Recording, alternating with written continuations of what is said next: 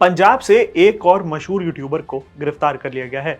उस पर भी ज्योति की तरह पाकिस्तान के लिए जासूसी करने के आरोप लगे। आज इंडिया एट 9 में बात करेंगे उस यूट्यूबर के बारे में और आपको बताएंगे उसका ज्योति से क्या कनेक्शन था। साथ ही बात करेंगे पाकिस्तान के पूर्व विदेश मंत्री ने अंतर्राष्ट्रीय मंच पर क्या कबूल कर लिया। उसके बाद जानिए क्या है बांके बिहार कॉरिडोर विवाद और अंत में बात करेंगे अयोध्या में राम दरबार को लेकर चल रही तैयारियों के बारे में। तो चलिए खबरों का सिलसिला शुरू करते हैं। नमस्कार, अंश कपूर नाम है मेरा। आप देख रहे हैं इस समय इंडिया एट 9। सबसे पहले बात करते हैं पंजाब से गिरफ्तार करे गए एक और जासूस की। पंजाब में छिपे पाकिस्तानी जासूसों पर पुलिस लगातार शिकंजा कस रही है। जासूसी के आरोप में रूपनगर से जसबीर सिंह नाम के एक यूट्यूबर को गिरफ्तार किया गया। जसबीर जान महल नाम से एक यूट्यूब चैनल चलाता है। उसका भी ज्योति मल्होत्रा से कनेक्शन था। ज्योति मल्होत्रा के साथ उसके कई वीडियोस इंटरनेट पर मौजूद हैं। वह पाकिस्तानी खुफिया एजेंसी आईएसआई ऑफिसर शाकिर के भी संपर्क में था। भारत की खुफिया जानकारी आईएसआई एजेंट के जरिए वह पाकिस्तान को भेज रहा था। जसबीर सिंह भी 3 बार पाकिस्तान जा चुका है। उसके इलेक्ट्रॉनिक डिवाइसेस से पाकिस्तान के कई नंबर मिले हैं। ज्योति की तरह उसने भी दिल्ली स्थित पाकिस्तान हाई कमीशन में काम करने वाले दानिश के निमंत्रण पर पाकिस्तान नेशनल डे के कार्यक्रम में शिरकत की थी। बता दें कि यह कार्यक्रम दिल्ली स्थित पाकिस्तान एम्बेसी में हुआ था। पंजाब की स्टेट स्पेशल ऑपरेशन सेल ने यूट्यूबर जसबीर सिंह को गिरफ्तार किया। वह मोहाली से रूपनगर के गांव महलान पर रहने वाला है। पाकिस्तान के लिए जासूसी करने के आरोप में जसबीर सिंह जानमहल नाम से एक यूट्यूब चैनल चलाता था। उसके चैनल की तगड़ी फैन फॉलोइंग है। उसके यूट्यूब चैनल पर 1.1 मिलियन सब्सक्राइबर्स भी हैं। पुलिस सूत्रों के मुताबिक हरियाणा से गिरफ्तार ज्योति मल्होत्रा से पूछताछ के दौरान भी जसबीर का नाम सामने आया था। दोनों का आपस में कनेक्शन है। दोनों आपस में कई बार बात भी करते थे। कहा यह भी जा रहा है कि ज्योति ने ही उसको दानिश से मिलवाया था। उसके मोबाइल से कुछ आपत्तिजनक फोटो और वीडियो भी मिले हैं जिनकी जांच की जा रही है। उसकी फोन से पाकिस्तानी खुफिया एजेंसी के अफसरों के नंबर भी मिले हैं। ये नंबर उसने अलग अलग नाम से सेव भी किए थे। अब बढ़ते हैं दूसरी खबर की ओर और आपको बताते हैं पाकिस्तान के पूर्व विदेश मंत्री का कबूलनामा। पाकिस्तान के पूर्व विदेश मंत्री और पाकिस्तान पीपल्स पार्टी के अध्यक्ष बिलावल भुट्टो जरदारी ने सार्वजनिक रूप से स्वीकार कर लिया है और अंतर्राष्ट्रीय मंचों पर विशेषकर कि संयुक्त राष्ट्र के मंच पर उन्होंने कश्मीर मुद्दे को उठाने को लेकर इस्लामाबाद के प्रयासों को लगातार असफल मान लिया है। मंगलवार को न्यूयॉर्क में संयुक्त राष्ट्र के मुख्यालय में एक संवाददाता सम्मेलन में बोलते हुए बिलावल भुट्टो ने कहा, जहां तक संयुक्त राष्ट्र के भीतर और सामान्य तौर पर कश्मीर मुद्दे का सवाल है, हम जिन बाधाओं का सामना करते हैं वह अभी भी मौजूद है। बिलावल भुट्टो अभी अमेरिका के एक संसदीय प्रतिनिधि मंडल का नेतृत्व कर रहे हैं जो हाल ही के क्षेत्र तनाव पर इस्लामाबाद के पक्ष को रखने के लिए आया है। यह प्रतिनिधि मंडल ऑपरेशन सिंदूर के नतीजे पर भी दुनिया को गुमराह करने की कोशिश में लगा हुआ है, जिससे भारत ने पहलगाम में आतंकवादी हमले के बाद शुरू किया था, जिसमें 26 लोगों की जान भी चली गई थी। बुधवार को पाकिस्तान समूह का वॉशिंगटन डीसी में होने वाले कार्यक्रम खास है। खास होने की वजह यह है कि उसी समय कांग्रेस के वरिष्ठ नेता और सांसद शशि थरूर भी भारत के नेतृत्व वाले मंडल में भी उपस्थित होंगे। अब आपको बताते हैं क्या है बांके बिहारी कॉरिडोर विवाद। उत्तर प्रदेश के मथुरा में स्थित ठाकुर बांके बिहारी मंदिर सालों से हिंदुओं की आस्था का केंद्र बना हुआ है। यूपी सरकार की ओर से यहां कॉरिडोर बनाने की तैयारी भी की जा रही है और इसे लेकर अध्यादेश भी जारी कर दिया गया है।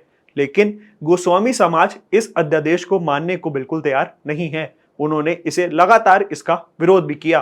गोस्वामी समाज की रविवार को एक बैठक हुई। इस बैठक में गोस्वामी समाज ने सरकार के अफसरों को चेताते हुए कहा कि आपको मंदिर चाहिए तो आप मंदिर ले लो, जगह चाहिए तो वो भी ले लो, मंदिर का पैसा चाहिए तो वो भी ले लो, आराम से कॉरिडोर बनाओ। ठाकुर बांके बिहारी महाराज हमारे हैं, हमारे थे और हमारे रहेंगे। गोस्वामी समाज उनको लेकर परिवार सहित यहां से पलायन कर जाएगा। वृंदावन के प्रसिद्ध बांके बिहारी मंदिर कॉरिडोर को लेकर विवाद हो रहा है।